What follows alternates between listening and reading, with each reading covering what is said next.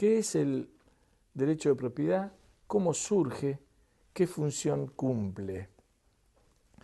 El derecho de propiedad es una institución de fundamental importancia para la vida en sociedad. Es más, diría que la sociedad no existiría si no existiera el derecho de propiedad. Imagínense ustedes una situación en la cual el derecho de propiedad no existiera. ¿Cómo sería la vida en un mundo como ese? Imagínense que uno estuviera en su casa y cualquiera pudiera entrar, abrir la heladera, servirse, prender el televisor, poner lo que quiera, sentarse en el sillón, meterse en su cama. Sería una vida bastante terrible. Es más, uno se preguntaría, ¿para qué voy a tener una casa si luego resulta que se mete cualquiera acá y usa todo? Para eso yo trato de ir a buscar la casa de otro.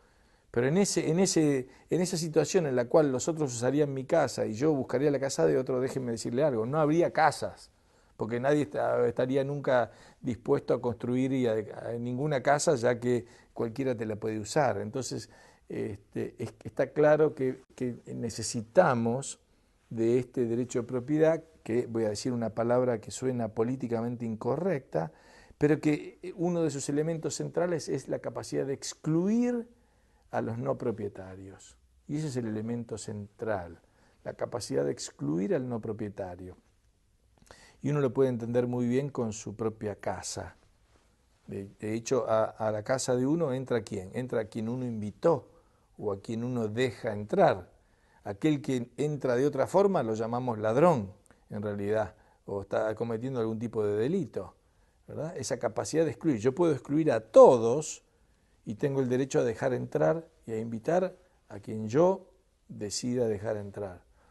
Y eso es lo que establece entonces el derecho de propiedad y mi capacidad entonces de tomar decisiones sobre ese recurso. Y por lo tanto genera el incentivo, además de tener una casa y de cuidarla y de protegerla. Bueno, ahora bien, pero esta figura de la propiedad, ¿tiene algún tipo de justificación? Y en todo caso, ¿cómo surge la propiedad? ¿Y qué tiene que ver con la economía? Bueno, estos temas de nuevo han sido planteados antes de los economistas por gran cantidad de filósofos. Voy a citar a uno aquí muy conocido y relevante en este tema, que es el filósofo inglés John Locke. Y Locke quería responder una pregunta también que abrumaba en cierto sentido a los filósofos durante siglos. Y esto es que las Sagradas Escrituras, digamos, la Biblia, parece decir que Dios entregó al planeta y a todos sus recursos a la humanidad en su conjunto. Entonces, si esto es así, de que Dios le dio al hombre, ¿no es cierto?, la tierra, los animales, etcétera, todas las plantas que existen en el planeta, ¿cómo es que de pronto podemos justificar una institución que excluye a los demás del uso y del aprovechamiento de un determinado recurso? ¿Cuál era la justificación? Bueno, ese era el dilema que se encontraban estos filósofos, y John Locke desarrolla una teoría y una respuesta a ese punto. En primer lugar, señala un tema muy interesante y él dice, bueno, es precisamente esa apropiación de determinados recursos la que permite que esos recursos existan. Porque si uno no se pudiera apropiar, entonces no estaría produciendo ese recurso. Es decir, tomémoslo esto, por ejemplo, pensando en algún tipo de cosecha agrícola. Si yo no me puedo apropiar del resultado de la cosecha, yo no voy a sembrar directamente. Entonces el recurso no va a existir. Precisamente el hecho de que yo me pueda apropiar del resultado de la cosecha es el que va a permitir que exista el recurso de ese trigo que luego yo podré intercambiar con otros recursos que otros tengan. Entonces el argumento de Locke es que es precisamente la asignación de derecho de propiedad la que permite eso, ya que en ausencia de ese derecho nadie estaría produciendo nada y estaríamos reducidos a la más absoluta pobreza. Es precisamente esa capacidad entonces la que ha generado el incentivo para promover la riqueza. ¿Por qué? Porque uno está dispuesto a aplicar esfuerzo y trabajo en tanto y en cuanto uno entienda que es propietario de los resultados de ese trabajo.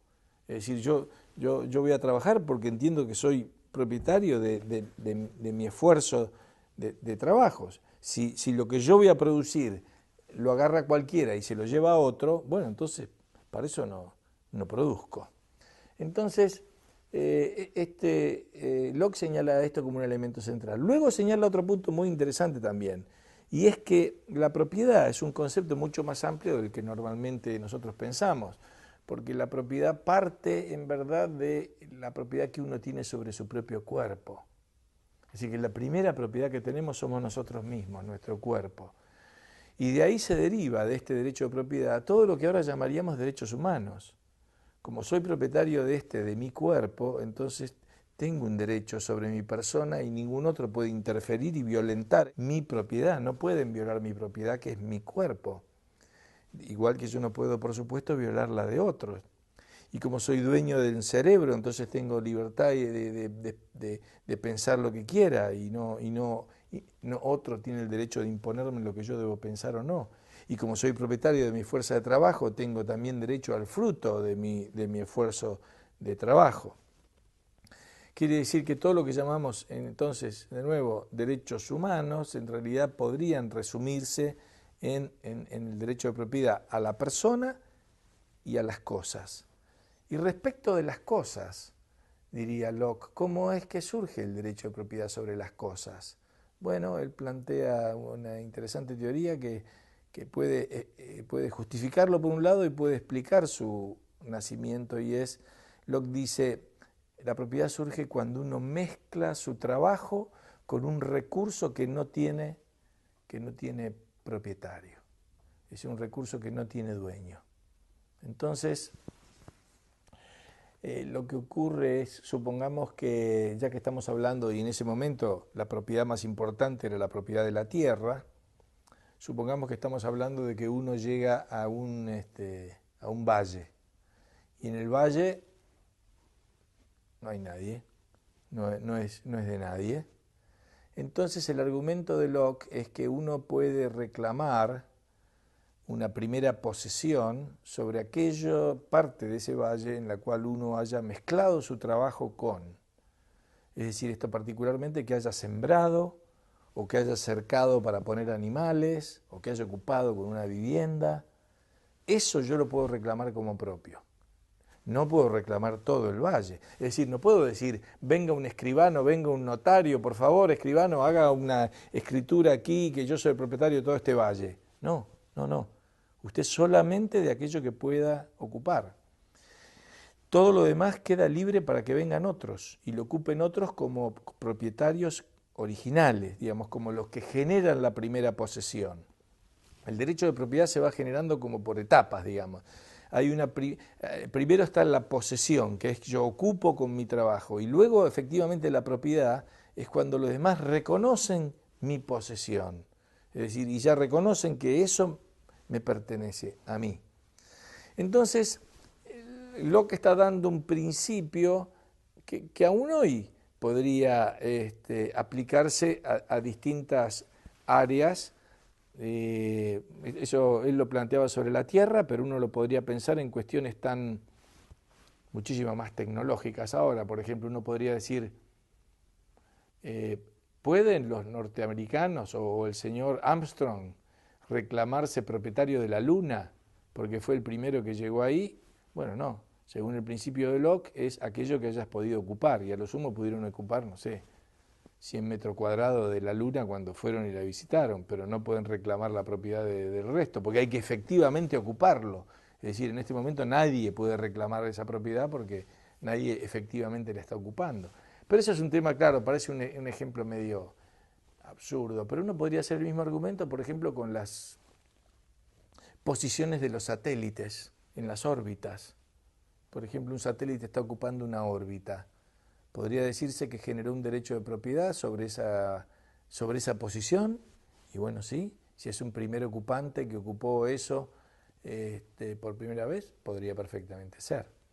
Entonces, Locke plantea algo que puede, por un lado, justificar la figura del derecho de propiedad y también explicarla históricamente.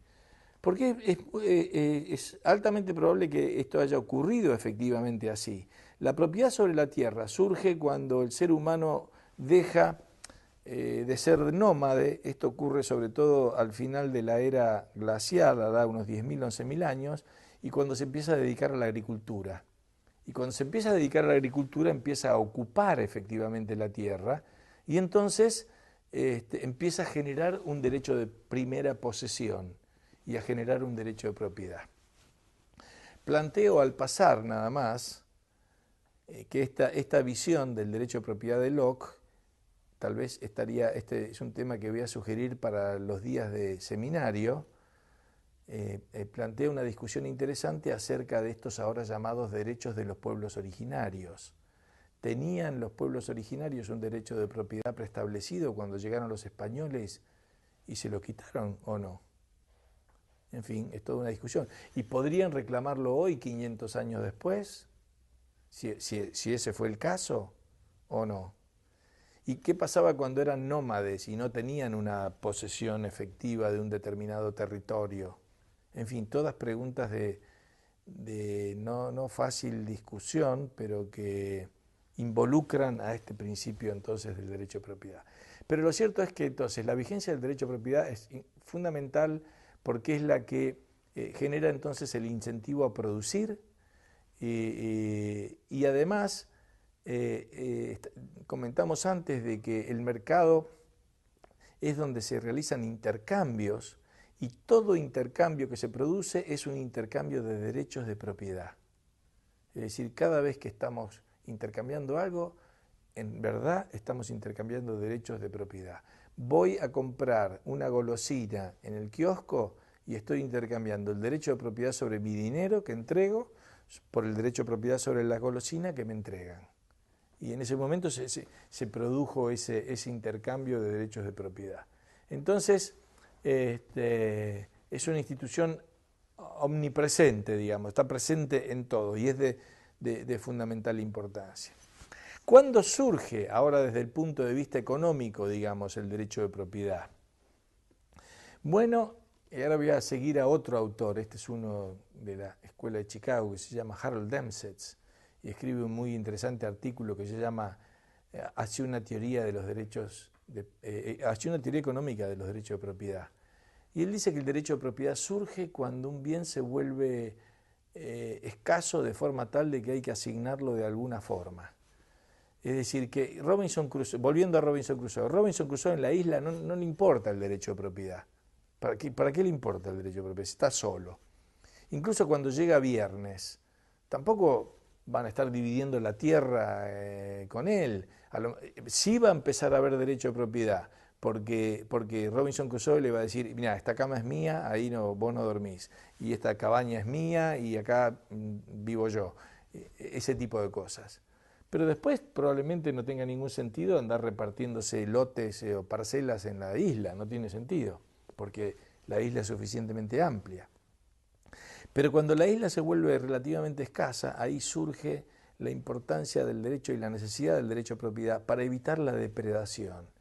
Y Demsetz trae un ejemplo histórico que es tremendamente interesante. Se refiere a una tribu de indios en la península de Labrador, en lo que ahora es Canadá. Y en ese momento, eran indios en ese clima ahí en Canadá que hacían uso de castores, probablemente para las pieles y luego también para comer de pronto algún castor. Pero claro, mientras estaban los indígenas ahí, había castores para todos, digamos, no había mayor escasez. Llegan los colonos, y cuando llegan los colonos europeos, quieren comerciar pieles, es decir, no es que vinieron a sacarle los castores o el territorio, no, vienen y quieren comerciar, y quieren comprar pieles de castor. Entonces imagínense ustedes eso, la demanda de pieles de castores se multiplica varias veces. el precio de las pieles de castores se multiplica varias veces. Los indios se dieron cuenta de que de esa forma los castores iban a desaparecer, que todos iban a terminar matando castores para vender las pieles y que nadie iba a producir y a cuidarlos. Entonces esos indios empezaron a desarrollar derechos de propiedad sobre los castores, que básicamente lo que hacían era asignar zonas, y entonces esta zona es tuya y acá estos castores son tuyos y tú los vas a cuidar y los vas a querer en última instancia reproducir, no eliminar. Entonces el derecho de propiedad surge cuando económicamente se hace necesario, porque es un recurso que ahora está como disputado y que por lo tanto hay que racionar su uso. En nuestros países la importancia del derecho de propiedad es visible también en algún tipo de historia. Yo voy a contar una, bueno, a mí me toca conocerla de acá, ¿no es cierto? Pero no se ha dado solamente aquí. Termino con este cuento. Cuando llegan los españoles aquí a esta zona que se llama La Pampa, ustedes saben que aquí uno puede ir 700 kilómetros en cualquier dirección y no encuentra ni la más mínima montaña. Es absolutamente llano y aburrido el paisaje. Pero llegaron aquí y trajeron por primera vez vacas y toros y caballos y yeguas y se fueron luego para el Paraguay porque en realidad buscaban oro. Estos animales acá se reprodujeron en forma salvaje y generaron un ganado salvaje que recorría ahí porque era una zona muy apta para ese ganado. Y a partir de ahí se empieza a desarrollar la primera industria, que era la industria del cuero. Y esa industria se producía a través de expediciones que salían a cazar, mataban a los animales, le sacaban el cuero y el resto quedaba ahí porque no se aprovechaba. No existía todavía la tecnología del frigorífico. Bueno, estos a punto tal cazaron vacas que parecía en un momento uno de los virreyes llama la atención de que las vacas se están por extinguir. Miren, que a un argentino le digan que las vacas se están por extinguir es muy raro. Si acá hay más vaca que gente, imagínate. Pero se estaban por extinguir las vacas y era un problema de derecho de propiedad. Y era un problema que las vacas no eran de nadie, entonces todo el mundo las mataba y nadie las criaba. Es lo mismo que le pasa a las ballenas ahora o a los elefantes en algunos lugares del África. Sin embargo, vino una tecnología muy simple que permitió establecer el derecho de propiedad y nunca más la vaca tuvo peligro de desaparecer, que es el alambrado. El alambrado ahora permitió establecer, de acá para acá las vacas son mías y yo las crío y las reproduzco, de acá para allá las vacas son tuyas, tú las crías y tú las reproduces. Y a partir de ese momento las vacas nunca tuvieron problema de extinción y por el contrario se multiplicaron. Los problemas que nos encontramos hoy de especies que corren peligro de extinción se debe a que tienen serios problemas en su derecho de propiedad. Bueno, hasta acá entonces el tema de la importancia de esta institución básica y fundamental. En ella y los contratos, que en realidad son intercambios de derecho de propiedad, forman la base institucional del funcionamiento de los mercados.